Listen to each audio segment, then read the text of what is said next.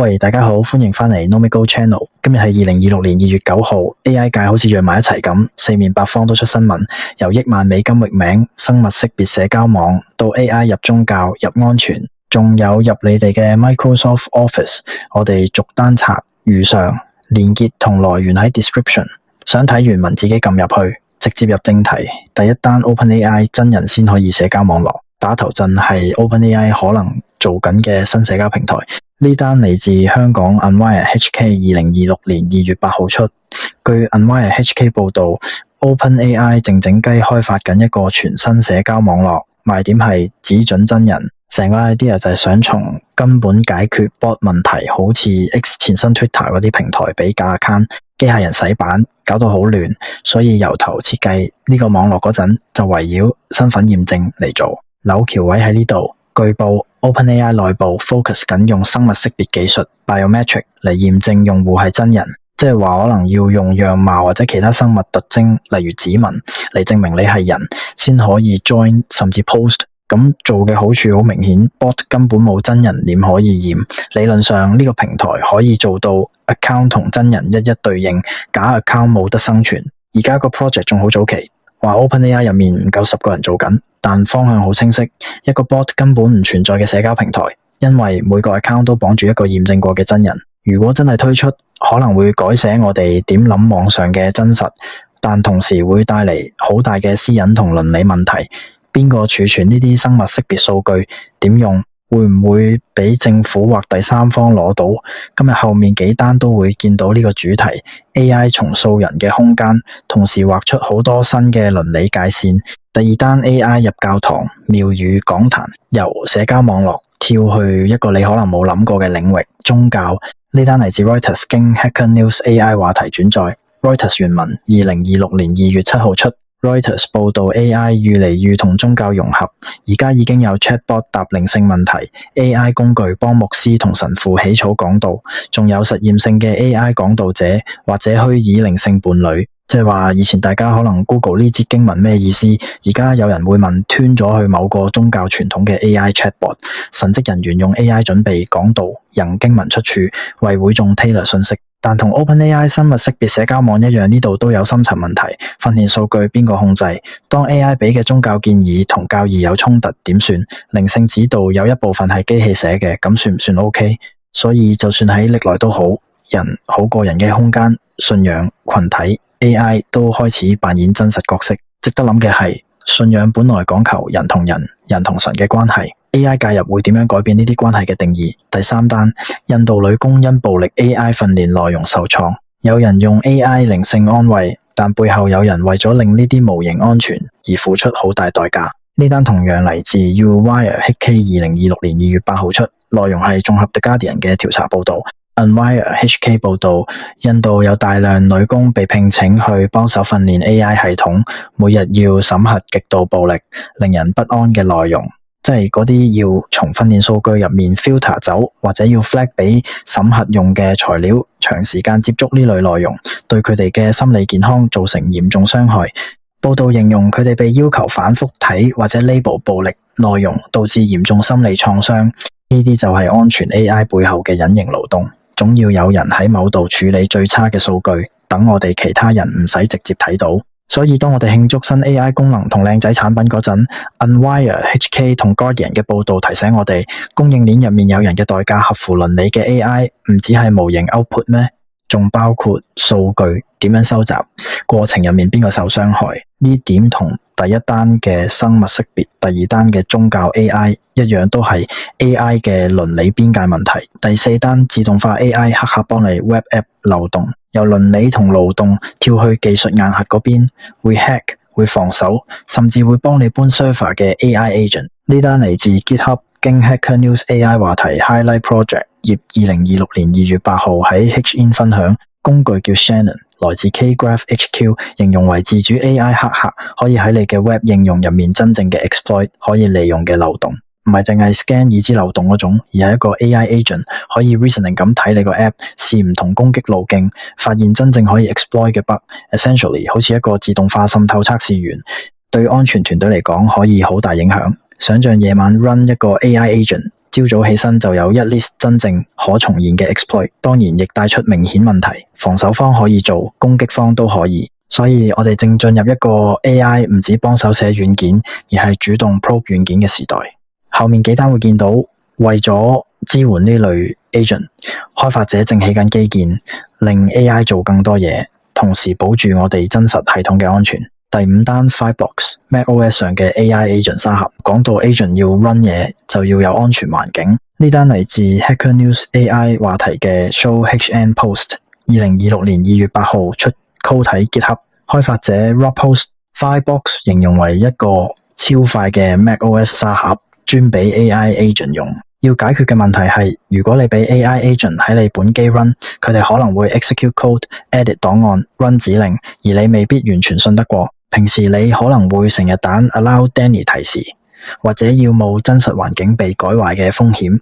Fireblocks 嘅做法係用 Apple 嘅 Virtualization Framework 起一個完全隔離嘅 Debian Linux 虛擬機，一個 command 就入咗部 VM， 仲會 mount 你個 project 目錄做讀寫。你可以用簡單嘅 YBoss Toml 檔設定 CPU、RAM、磁碟、mount 點，結果就係你嘅 AI agent 可以喺呢個沙盒入面任做 run 指令、edit 檔案、execute code， 但你部 Mac 完全封住，係向比自主 agent 更自由咁做嘢，又唔犧牲安全行出嘅實用一步。簡單講，想試 Shannon 嗰類黑客 agent， 又唔想搞爛自己部機，就可以先喺 Whitebox 入面試。第六單 Pilot Protocol AI agent 用嘅 UDP overlay， 講到 agent、基建仲有網絡嗰層。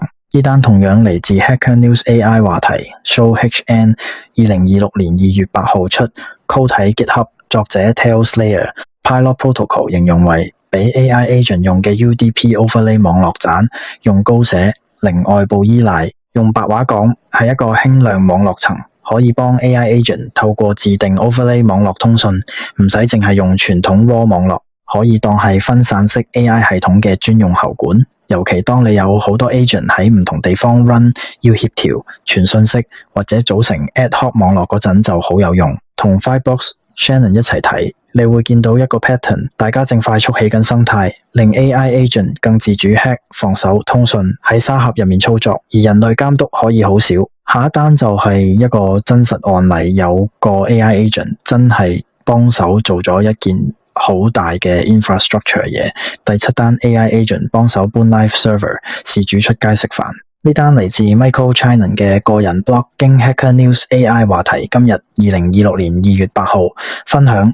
Michael 喺 post 入面講，用咗 AWS EC 25年，突然開始要為網站俾錢。佢冇自己人手搞 migration， 而係用 Claude AI 編程助手做 unsupervised agent， 幫手將 server 搬去更安全、更平甚至免費嘅設定。最癲嘅部分係佢真係有得 AI 搞 migration， 自己出咗去餐廳食飯，個 agent 處理咗配置新環境、搬檔案、更新 DNS、加固設定等等，翻嚟嗰陣已經搞掂。呢個就係 Shannon Fireblocks Pilot Protocol 呢類工具嘅方向。你同 agent 講，目標幫我安全又平咁搬走個 site， 其餘佢搞掂，大部分時間唔使監督。當然風險自己衡量，但呢個案例說明 agent 做 infrastructure 已經唔係理論，而係有人真係咁用。第八單 AI 加速嘅 DevSecOps agent 越嚟越多介入 infrastructure 同 code， 咁點樣喺 scale 上管好安全就輪到 DevSecOps。呢單嚟自 SEWorld.com 經 Hacker News AI 話題 highlight 資源2026年2月8號分享。SEWorld 講應用安全嘅下一階段 AI 加速嘅 DevSecOps。 DevSecOps 即係將安全積入開發同運維流程，唔係最後先加。而家嘅 idea 係 AI 積入成個軟件生命週期，寫 code、測試、部署。AI 工具可以喺開發者寫 code 嗰陣自動 scan、flag 潛在漏洞、排風險優次，甚至建議或實施修復。喺 CI/CD pipeline 入面， AI 可以幫手解讀安全 scan 結果，減低誤報，令團隊 focus 喺最關鍵問題。呢個直接連去 Shannon 嘅自主 hacking 同 Whitebox 嘅安全環境。我哋正走向一個 AI 唔止寫同 run code， 仲會持續攻擊佢、防守佢、加固佢全部喺自動化 workflow 入面完成嘅世界。即係話攻、防、管三樣都可以有 AI 參與。第九單 AI 點 com 以大約7000萬美金賣出。由 infrastructure 同安全 zoom out， 講一啲好 symbolic 但好實在嘅嘢。AI 呢個名嘅價值，呢單又係嚟自香港 Unwire HK 2026年2月8號出。Unwire HK 報導，域名 AI 店襟互聯網上最搶手嘅域名之一，以大約7000萬美金嘅天價賣出。據報買家係 Chris Marshall，Crypto 店襟聯合創辦人兼 CEO。AI 店襟過去幾年轉過幾次手，但今次呢單交易被形容為可能係全球最貴嘅域名交易。呢個話俾你知 AI 呢個領域而家有幾熱，淨係擁有2個字母嘅域名 AI 點 com 已經被認為值幾千萬，純粹因為品牌力同流量潛力，所以有人起 AI agent 同基建，有人就真係買咗 AI 互聯網嘅大門。對做品牌做入口嘅公司嚟講，短域名嘅戰略意義就係咁大。第10單 Microsoft Office 2024帶 AI 而家減價賣，最後帶返去好多人日日都會用嘅生產力軟件。呢單嚟自 Mashable 科技版2026年2月8號出。